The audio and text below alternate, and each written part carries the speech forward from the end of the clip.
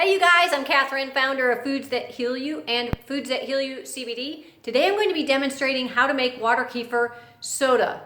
So if you're not familiar with water kefir, it's a fermented beverage that's great for populating the healthy gut bacteria in your digestive system. So you know how a lot of people take capsules that are probiotics. Well, this is even better because this is in food. It's a natural way for the body to get those probiotics. It's going to be a lot of different strains of probiotics. It's just going to be really easy for the body to utilize.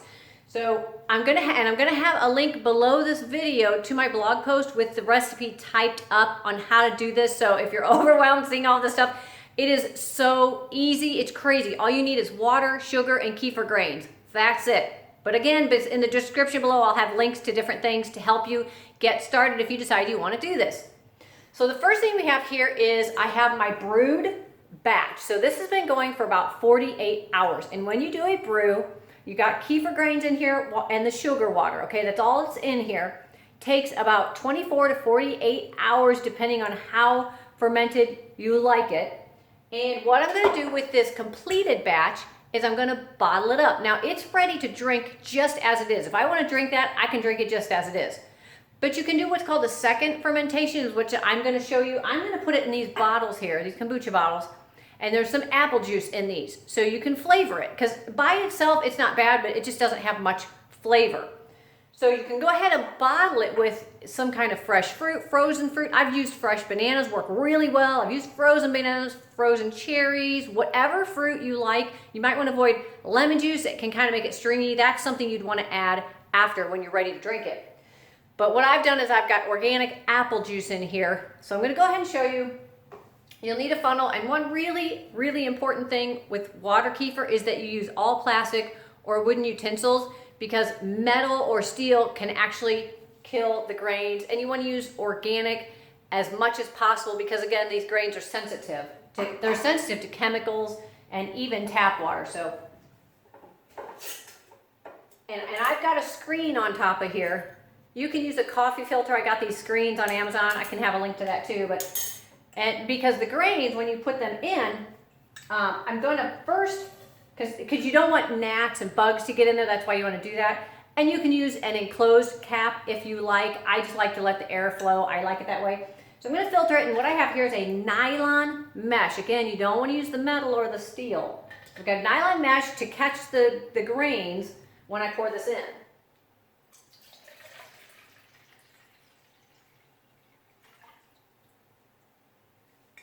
All right, so I'm going to show you what the grains look like.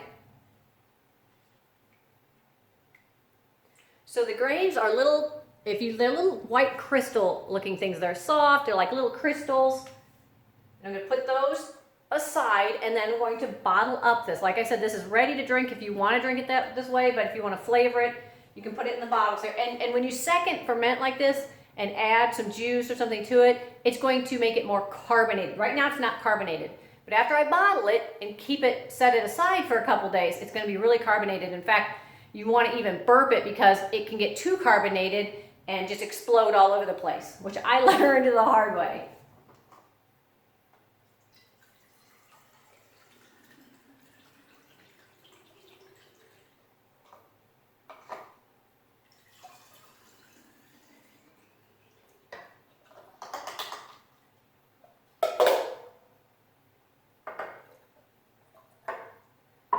Okay, you don't want to fill it too high to the top either because of the carbonation factor. So these two are ready to go. And I'm just going to set them aside at room temperature. The temperature you want to do all of this whole process is going to be anywhere from like 70 degrees to 80 degrees. Ideal is 70, 75. The warmer the temperature, the quicker it's going to ferment. So these are ready to set aside, and then I'll refrigerate them after about 24 hours or 2 days, 1 to 2 days, I'll refrigerate them, and then they'll last about 3 weeks. So this is going to be apple flavored kefir water. It's really, really good. Okay, now on to making a new batch. So if you're brand new to this and you're going to start from scratch, you can get live kefir grains on Amazon. Again, I'll have a link below. You can get dehydrated grains, but I've heard that they don't work really well because you have to try to reconstitute them. So I recommend getting the live grains. So What you're gonna do when you get your live grains, you're gonna put them in a jar. I recommend a half-gallon jar because it leaves more room for stirring. And then you're going to add room temperature water. You're gonna need about four cups, okay?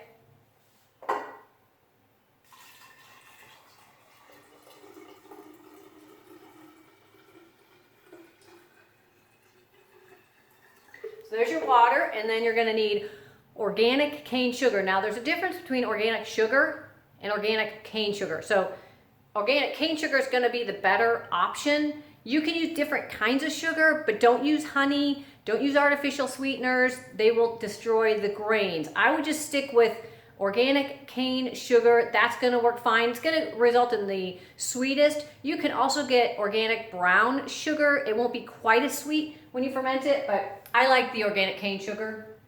So I'm gonna go ahead and put a 1/4 cup per 4 cups of water. Now you wanna use reverse osmosis, distilled, or spring water, purified water. Tap water will not work. It will destroy the grains because of the chlorine and fluoride in there. So you definitely wanna use purified water. I'm using reverse osmosis. So if you use spring water, this is all you have to do is just stir it and set aside for 24 to 48 hours, and that's it. So you see how easy that was. I'm using reverse osmosis.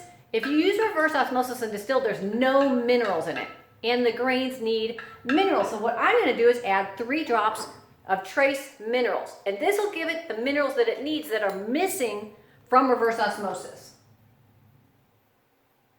I'm literally just putting 3 drops in. It doesn't take much. You wanna stir this to dissolve the sugar. And then that's it. Then you just put the lid on and let it sit for 24 to 48 hours and go through that process again where you bottle it with some juice or some fruit, frozen fruit, fresh fruit. Again, I'll have the link below this video for everything. And one last tip is you can put a dried fig. I've got dried figs here. Again, make sure they're organic. Make sure they're unsulfured. You can throw a fig in here, and what'll happen is it'll float when your brew is ready, which is especially nice for when you're, new at doing this and you're questioning, is it ready?